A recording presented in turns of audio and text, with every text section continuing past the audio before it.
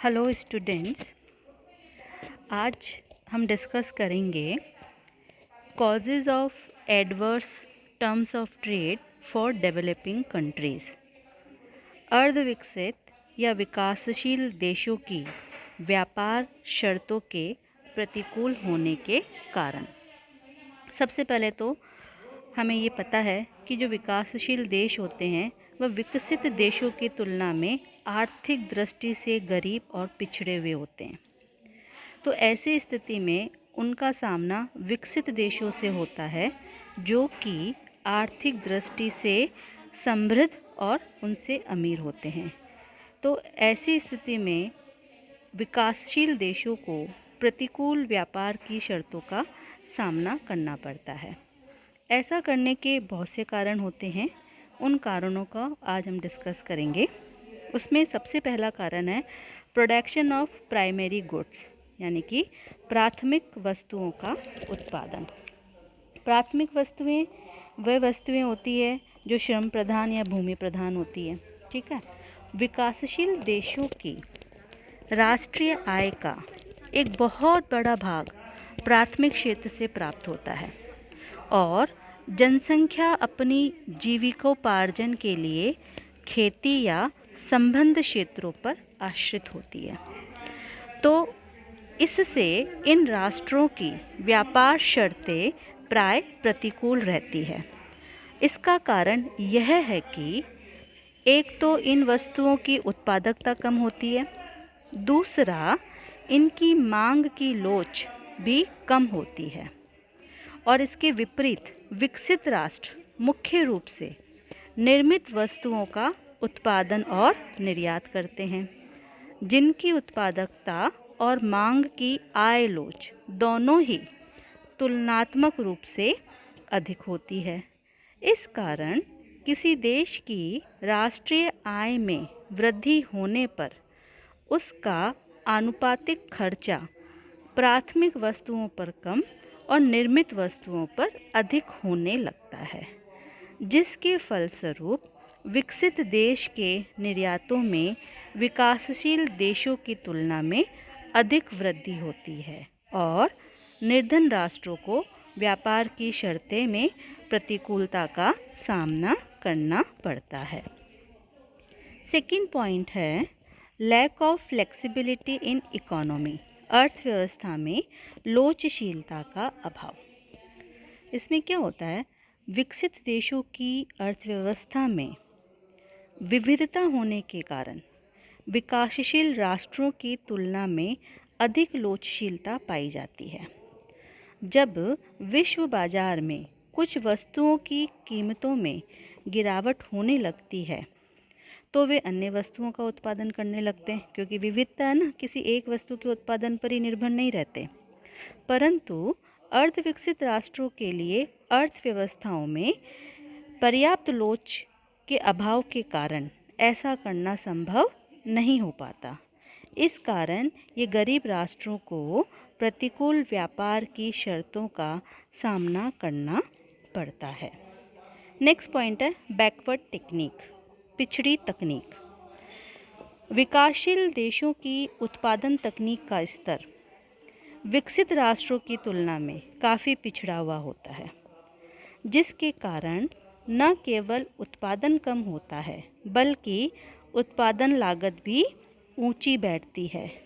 इससे उनकी विश्व बाजार में प्रतिस्पर्धात्मक शक्ति में कमी होती है और दूसरी ओर विकसित राष्ट्रों की प्रतिस्पर्धात्मक शक्ति में वृद्धि होती है। फलतः अमीर राष्ट्रों की व्यापार की शर्तें अनुकूल और गरीब राष्ट्र या विकासशील राष्ट्रों की व्यापार की शर्तें प्रतिकूल हो जाती है। नेक्स्ट पॉइंट है इफ़ेक्ट ऑफ सब्स्टिट्यूट्स कमोडिटीज़, प्रतिस्थानापन्न वस्तुओं का प्रभाव। विकासशील देशों को अपनी आवश्यकता की पूर्ति के लिए एक बड़ी सीमा तक विकसित राष्ट्रों पर निर्भर रहना पड़ता है, क्योंकि उनके पास विकसित देशों की वस्तुओं की कोई प्रतिस्थानापन्न वस्तुएं नहीं होती है। या हम ये कह सकते हैं कि विकासशील राष्ट्रों की आयातों की मांग बेलोचदार होती है। तो विकासशील देश अपनी आवश्यकता में वृद्धि के कारण विकसित राष्ट्रों पर और अधिक निर्भर हो जाते हैं। फलस्वरूप व्यापार की शर्तें प्रतिकूल हो जाती है। Next point, lack of organisation, संगठन का अभाव।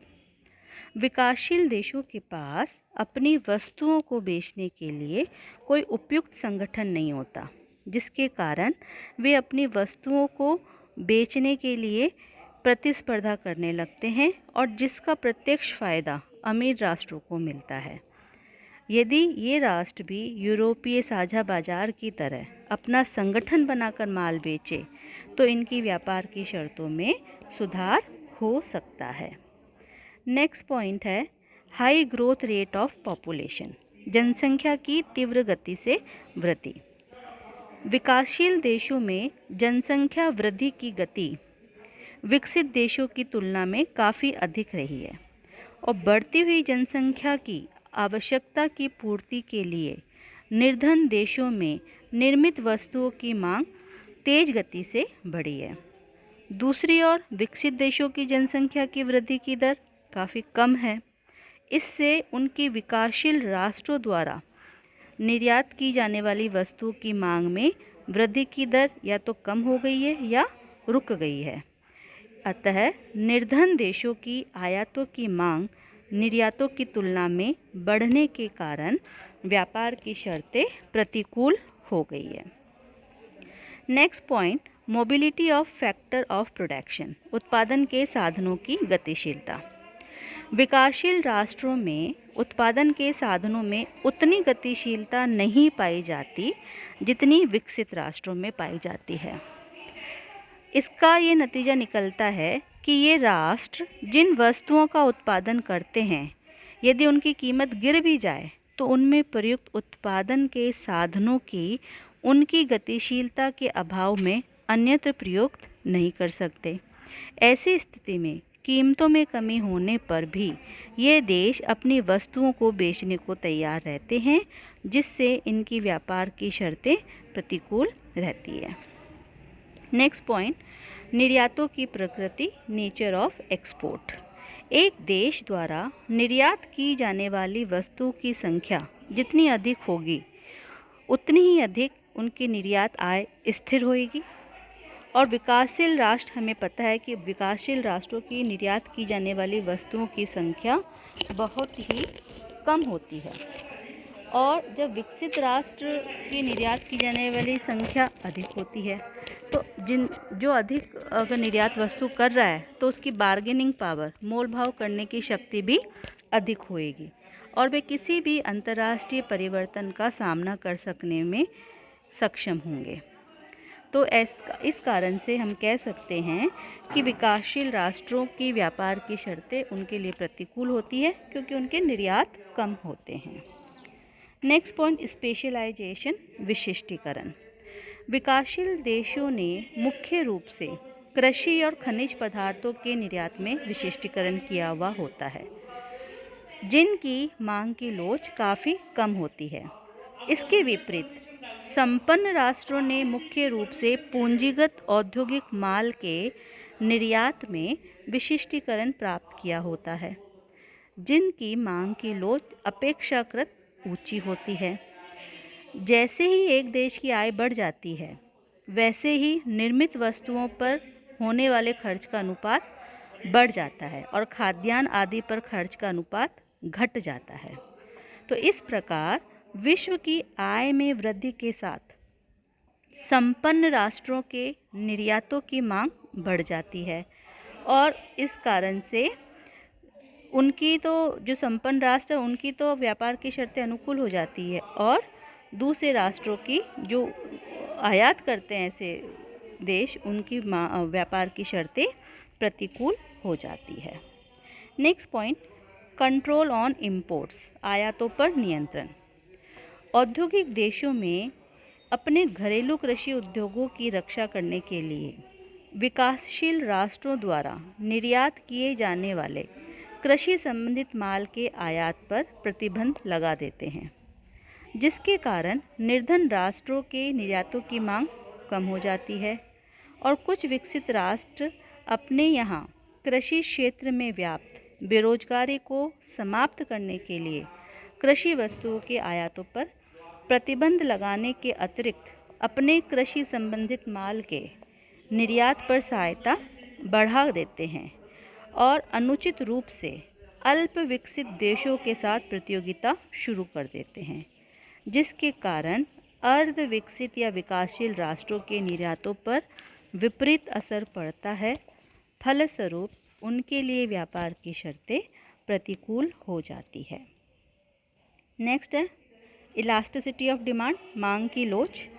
यह एक कटु सत्य है कि जिन देशों के आयातों की मांग अधिक लोचदार होती है और निर्यातों की मांग कम लोचदार होती है, उनकी व्यापार की शर्तें अनुकूल होती है। दुर्भाग्यवश विकासशील राष्ट्रों के आयातों की मांग कम लोचदार और निर्यातों की मांग अधिक लोचदार होती है, जिसके कारण उनकी व्यापार की शर्तें प्रतिकूल होती है। औद्योगिक राष्ट्रों के आयातों की मांग की लोच अधिक और निर्यातों की मांग की लोच कम होने के कारण व्यापार की शर्तें अनुकूल रहती है। नेक्स्ट पॉइंट है monopoly of developed countries over international trade, अंतर्राष्ट्रीय व्यापार पर विकसित देशों का एकाधिकार। अंतर्राष्ट्रीय व्यापार पर कुछ एक विकसित राष्ट्रों ने एकाधिकार के कारण भी विकासशील राष्ट्रों की व्यापार की शर्तें उनके प्रतिकूल रही है। पिछले कुछ वर्षों में विकासशील राष्ट्रों का अंतर्राष्ट्रीय व्यापार में हिस्सा बढ़ने के स्थान पर कम हुआ है। विश्व व्यापार के संदर्भ में इन राष्ट्रों के निर्यात में प्रतिशत हिस्सेदारी में कमी के कारण भुगतान संतुलन में असाम्यता उत्पन्न हो गई है, जिसकी पूर्ति हेतु उन्हें विकसित राष्ट्रों की बंधित सहायता पर निर्भर रहना पड़ता है, अर्थात उनसे ही मजबूरी में ऊंचे दामों पर घटिया माल क्रय करना पड़ता है, जो कि एक प्रतिकूल व्यापार शर्त ही का ही उदाहरण है। तो इस तरीके से जो डेवलप्ड कंट्री है वो डेवलपिंग कंट्री से आर्थिक रूप से ज़्यादा सक्षम होने के कारण अपनी बातें उन पे थोपती है और इस कारण से विकासशील राष्ट्रों की व्यापार की शर्तें प्रतिकूल होती है। Thank you.